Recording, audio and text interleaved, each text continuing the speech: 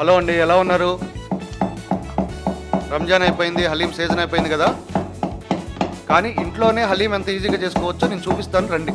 ముందుగా ఒక స్పూన్ కందిపప్పు, ఒక స్పూన్ ఎర్ర కందిపప్పు, 2 స్పూన్ల మినపప్పు, 2 స్పూన్ల పచ్చిశనగపప్పు, 1 స్పూన్ బార్లీ, 1 స్పూన్ పెసరపప్పు, గుప్పెడు జీడిపప్పు, గుప్పెడు బాదం పప్పు తొక్కు తీసేసిన వేయాలండి. వీటన్నిటిని వేసి నీళ్లు పోసి 2 గంటలు నానబెట్టాలండి. చిన్న టీ గ్లాస్తో 1/2 గ్లాస్ రైస్, ఇది కూడా శుభ్రంగా కడుక్కొని అరగంట నానబెడితే చాలండి. 2 గంటలు నానబెట్టకండి రైస్ని మాత్రం. 6 పచ్చిమిరపకాయలు చీరికలు తీసుకోవాలండి. అరకట్ట పుదీనా సన్నగా తరుక్కోవాలి. అరకట్ట కొత్తిమీర సన్నగా తరుక్కోవాలి. అలాగే ఒక పెద్ద ఉల్లిపాయ పొడుగ్గా ముక్కలు కట్ చేసి పెట్టుకోవాలండి. చివరిలో గార్నిష్ చేసుకోవడానికి క్రిస్పీగా వేపిన ఉల్లిపాయ ముక్కలు కావాలండి. అందుకోసం సగం ఉల్లిపాయని తురుముతున్నాను. ఇలా తురిమిన తర్వాత అందులో ఉన్న నీళ్ళన్నీ పిండేయాలండి. ఆ నీళ్ళన్నీ పిండేసుకున్న తర్వాత ఆయిల్లో క్రిస్పీగా ఫ్రై చేసుకోవాలండి. గార్నిష్ కోసం కాస్త జీడిపప్పు వేపుకుందామండి. ఇందాక 2 గంటలు నానబెట్టుకున్న పప్పు దినుసులు, అలాగే అరగంట నానబెట్టుకున్న రైసు అన్నీ వేసి ఉడకబెట్టాలి. ఇప్పుడు 10 వెల్లుల్లి రెబ్బలు, 1.5 ఇంచు అల్లం ముక్క దంచుకొని అల్లం వెల్లుల్లి పేస్ట్ తయారు చేసుకోవాలి. పప్పు దినుసులన్నీ ఉడికిపోయినాయండి. ఇప్పుడు ఒకసారి మెత్తగా మెదుపుకోవాలి. గుర్తుపెట్టుకోండి, చాలా మంది మిక్సీ వేస్తుంటారు, మిక్సీ వేసుకోవచ్చని వీడియోలో చెప్తుంటారు. కానీ ఆ పని మాత్రం చేయకండి. మనకు కావాల్సిన టెక్స్చర్ కానీ టేస్ట్ కానీ రావాలంటే మిక్సీ వేయకూడదండి. శుభ్రంగా కడిగిన కిలో మటన్, నేను దీన్ని కాస్త ఫ్యాట్తో కలిపి కొట్టించానండి. ఒక 6 పచ్చిమిరపకాయలు, 1 టేబుల్ స్పూన్ గల్లుప్పు, అలాగే ముక్కలు నిండేంత వరకు నీళ్లు పోసి కుక్కర్ ఎక్కించండి. ఇది కంపల్సరీ ఒక 10 విజిల్స్ రావాలండి. చాలా మెత్తగా ఉడికిపోవాలి. ఇప్పుడు 1.5 గ్లాసు గోధుమ రవ్వ అరగంట సేపు నానబెట్టుకోవాలి. నేను తీసుకున్నాను కదండి, ఇలాంటి స్టీల్ గిన్నెలో అయితే చాలా ఈజీగా చేసుకోవచ్చు. హలీంని మాడిపోకుండా నేను కింద మట్టి రాసుకున్నాను. ఇందాక ఉల్లిపాయలు వేపిన నూనె ఉంది కదండి, ఆ నూనె పోసుకోవాలి. ఆల్మోస్ట్ 4 స్పూన్లు ఇందాక కోసుకొని ఉల్లిపాయలు వేపుకోవాలి.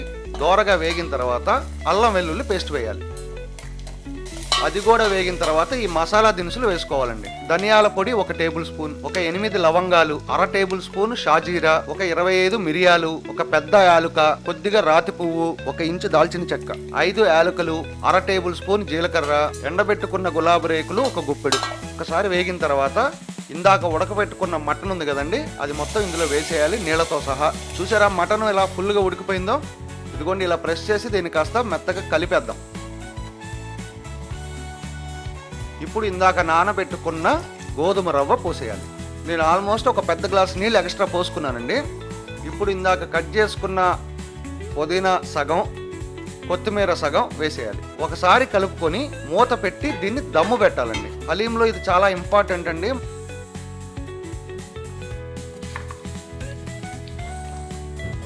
ఇందాక ఉడకబెట్టుకున్న పప్పు దినుసులు, రైసు ఇందులో వేసి కలపాలండి. ఇక ఇప్పుడు దంచుడు మొదలు పెట్టాలండి.